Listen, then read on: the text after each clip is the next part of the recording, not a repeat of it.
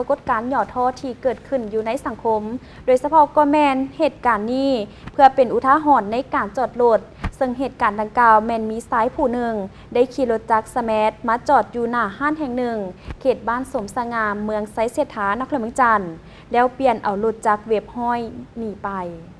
วันที่2 มิถุนายน 2025ได้เกิดมีชายหนุ่มขี่รถจักรสแมทมาจอดอยู่หน้าห้างแห่งหนึ่งเขตบ้านสมสง่าเมืองไซเสถานครเมืองจันทร์แล้วเปลี่ยนเอารถจักรเว็บห้อยหนีไปขณะที่โจรก่อเหตุได้มีเจ้าของรถและเจ้าของห้างเห็นเหตุการณ์เจ้าของห้างจึงได้โดดยันแต่รถบ่ล่มและโจรก็ขี่หลบหนีไปได้ตามการให้ข้อมูลของผู้เสียหายให้ฮู้ว่า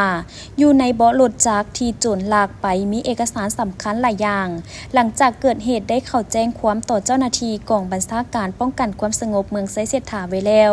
พร้อมทางนำรถจักรสแมทบ่มีป้ายที่โจรใช้ก่อเหตุไปไว้กองคดีซึ่งบ่ฮู้ว่าเป็นรถลักม้าหรือบ่ถ้าท่านใดมีข้อมูลหรือฮู้เบาะแสของโจรบุคคลดังกล่าวช่วยแจ้งหาเจ้าหน้าที่เพื่อนำจับตัวมาดำเนินคดีตามกฎหมายจากเหตุการณ์ดังกล่าวจึงฝากเตือนประชาชนบรรดาเผ่าให้มีสติและเมียนมัดทรัพย์สินให้ดี